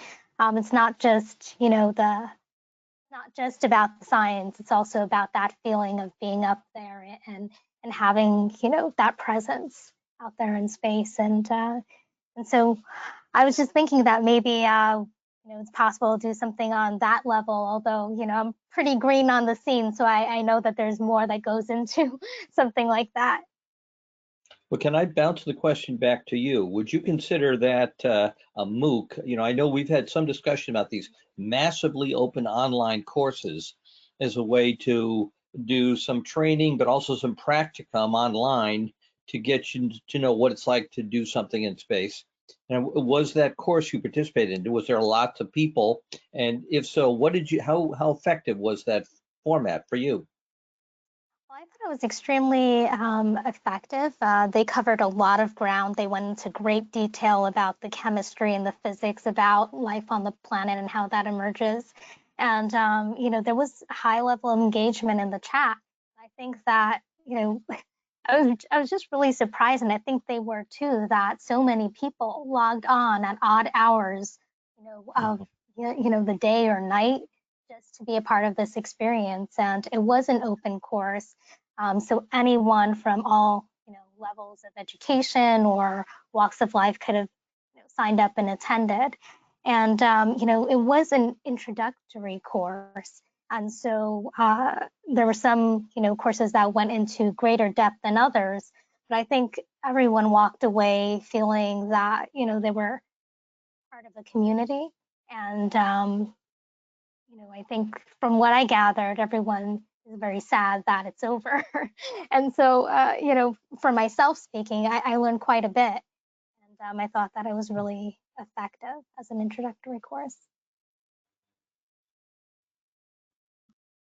And Lisa Marie, actually, you're part of a group that's looking at a 18th Sustainable Development Goal, space, as an 18th, which is a aspirational thing. Let's see, we can't get the United Nations to agree to that. Wouldn't that be cool?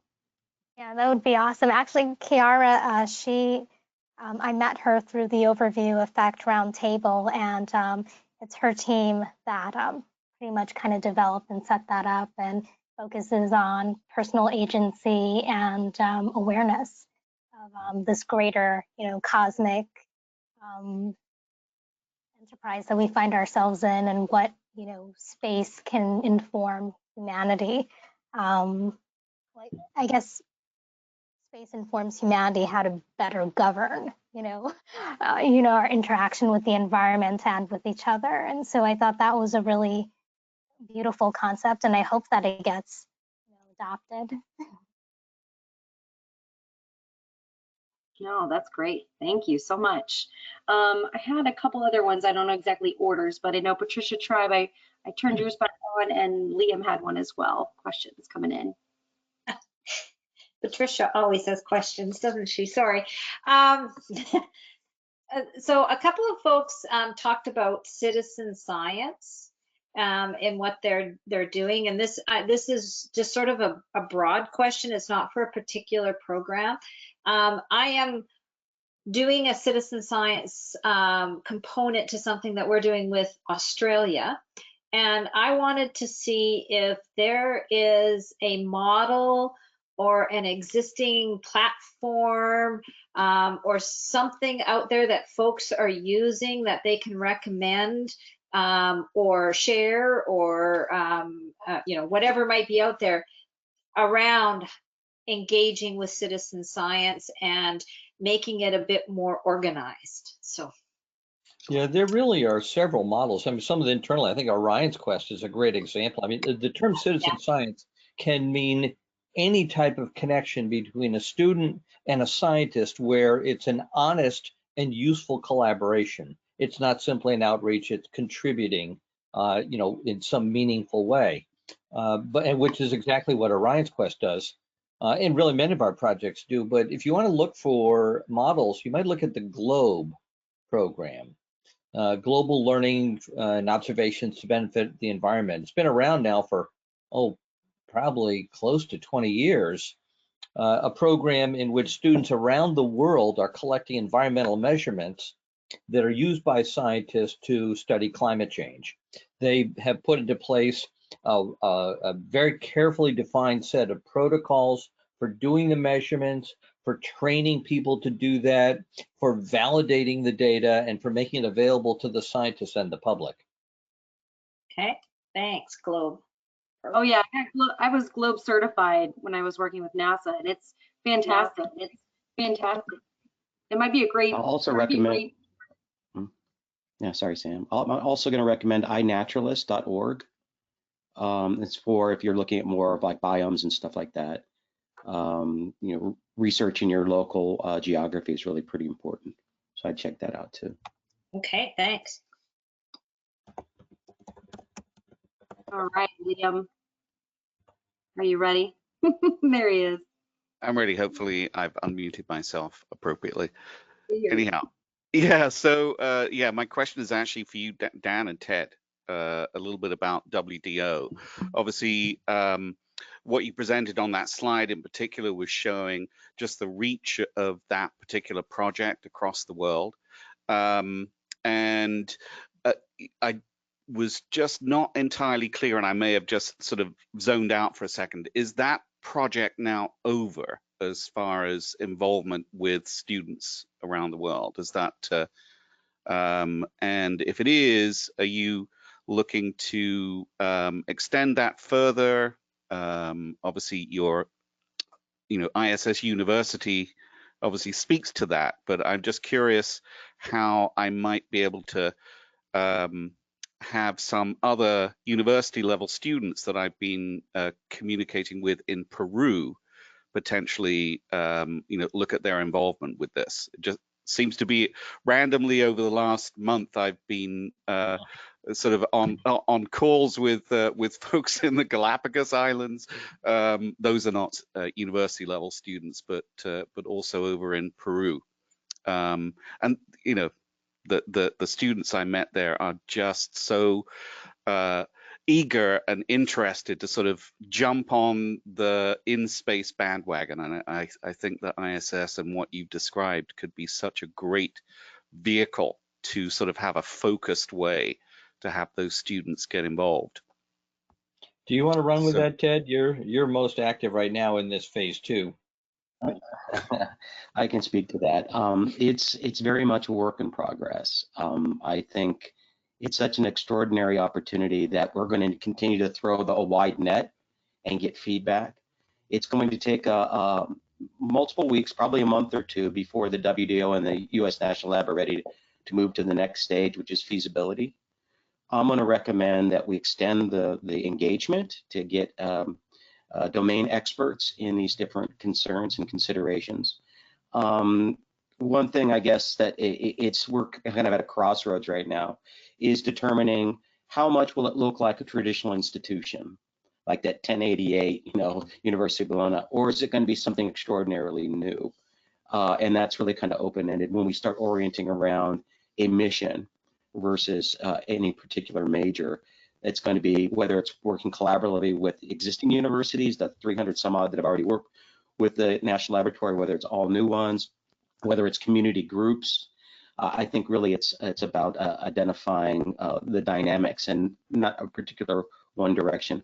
It will be probably for phase 1, if that's in 2021, that'd be wondrous, but it's probably going to be domestic here in the United States to anchor the role that the NASA has in supporting the U.S. National Laboratory. But I imagine we can, you and I can talk more about finding fun things to do with Peru and the Galapagos Islands for sure. There you go. All right, thanks. So I have a quick question. First of all, it's good to see all your faces. This is Hey, look at you. I'm going to stay on for a second. Just. It's good to see your faces. As someone who's every middle school and high school competition that's been run with Zero Robotics has depended heavily on the undergraduate and graduate and PhD students at MIT. And so none of our education programs would be possible without those students. And it's so exciting to see how we change them every year because they're just evolving as students and into their professional careers, and it's exciting to see where they've all landed, whether it's at SpaceX or whether it's at NASA or whether it's as a teacher. So I'm excited about this idea. I love the thought of the work that's being done. I do have a question about USRA and if there's been any communication with USRA, University Space Research Agency. How have they if they've been involved, and how has that looked, those conversations? Yeah, Katie, from my perspective, first of all, hi, Katie, and I hope you're doing great to see you again.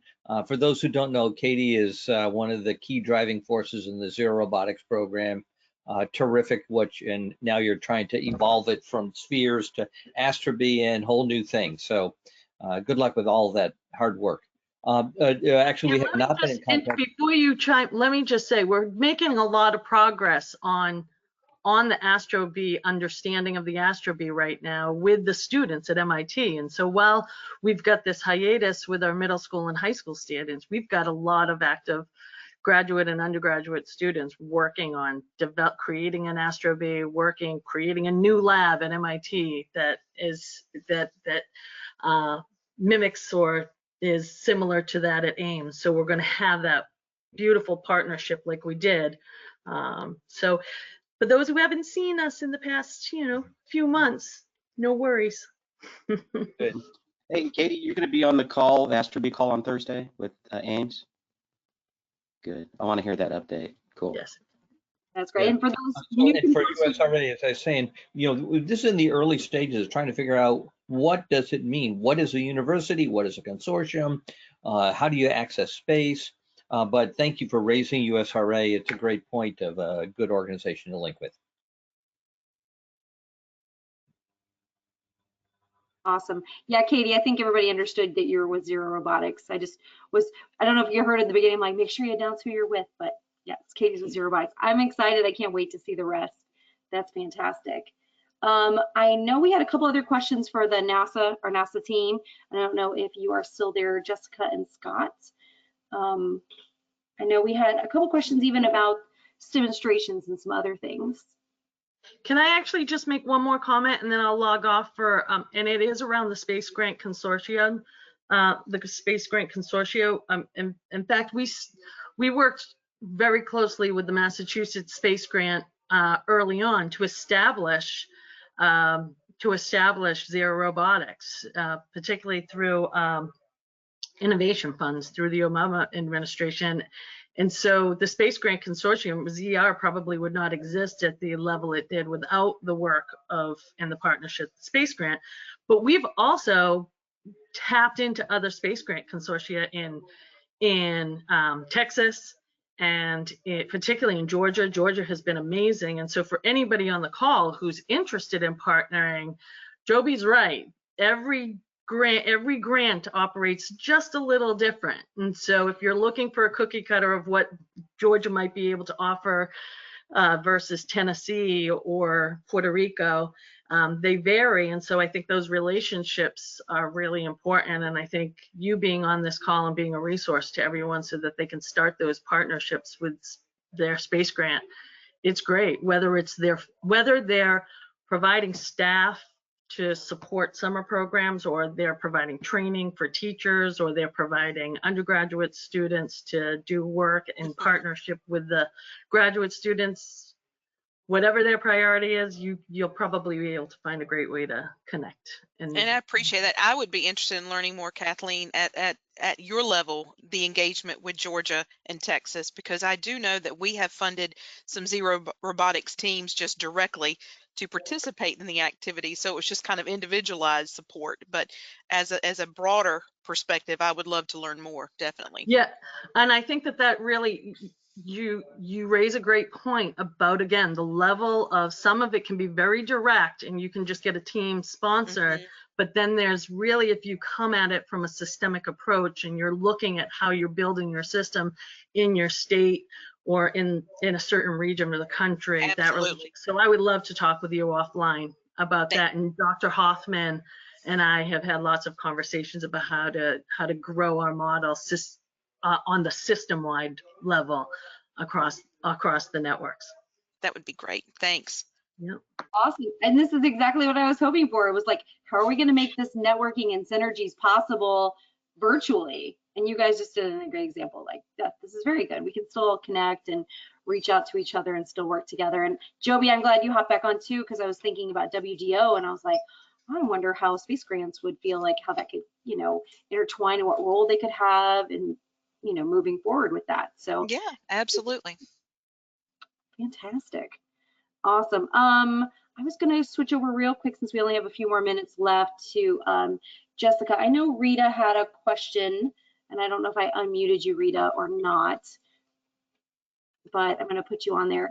And it's a little bit talking about diversity with NASA and the programming. And I know that NASA's worked really hard to move forward, having a more diverse presence, as well as an astronaut corps and things like that. And so I didn't know what steps you guys were taking to move forward with that as well. Are you talking to me? Yes, Rita? absolutely. Oh, there you go. Okay. There you are, Rita. Okay, great. I'm glad you were on. Yeah, I know you had a question earlier, and I wanted to make sure we came back to it. Yeah, no, it's great to see the Anne McLean video added to the STEM on Station collection, which we looked at a couple months ago, and we were like, oh, it's all men. So we were just wondering, I saw that, you know, you've added Anne's, if there are any other things that you're doing to try to get more diverse representation. That's all. Thanks. Yeah, absolutely. And that's a fantastic question. I too was excited when Anne was able to do a demonstration for us. Because like you said, the past demonstrations haven't been that diverse.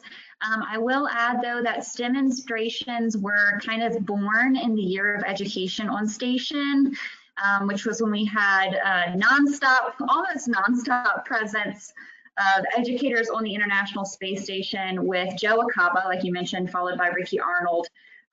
So the majority of our STEM demonstrations, which we were super thrilled that he did this, but Ricky was able to knock out most of them right before he came down. We haven't been able to film many since, so we've been repurposing old footage. But we are thrilled that not only do we have Kate Rubens up there now, but we also have a very diverse crew that's going to be launching here in mid-November on the Crew 1 expedition with the SpaceX Crew Dragon. We have Victor Glover and Mike Hopkins and Shannon Walker, who are all going to be up there and are also all going to be great personalities for demonstrations. So we're super excited about that, and we're super excited to push out some more diverse demonstrations. Thank you. That's awesome. And I wanted to let you know too that the poll that we took earlier, I know it was only showed like 25% of the people had participated in a downlink, Jessica, but actually I realized that the panelists were unable to actually participate. And so that's at least, I think, 16 people. And I know several of them had actually participated in downlinks. So I was excited to hear so many people had already participated, but then there were some people that are really excited that this is some new information and it's happening. So that's fantastic. Thanks so much, Samantha. You guys supported our downlink with Girls, with Christina Cook, and it was great. It was really a fantastic opportunity for our girls to see a woman in space. So thank you for that. And I noticed that NASA had put it out again, like just remembering that downlink that you guys had, because I was like, does Rita have another downlink? And I'm like, no, they're just. Yeah, I was like, that was fantastic. So it was really, really wonderful news. But yeah, looks like we're right after 3 o'clock. So I just wanted to thank you guys all for joining us. I wanted to let you know we're same time again tomorrow for our final day, and you can use the same link. So please feel free to, just click on that again. And I know that it's a little challenging, the back and forth with the videos. I hope this is working out. I think for our next time, I talked with our IT department for, we'll probably have another one of these maybe in January, just kind of a regroup, not an actual summit, but we'll probably use GoTo meeting instead of webinar so that you don't have all these back and forth. So thank you guys so much. It looks like that doorbell is my cue. So you guys have a great evening, and we'll talk to you tomorrow. Thanks, Sam. Bye-bye. Bye. Thanks all. Thanks, everyone. Bye. Bye. Great to see everybody.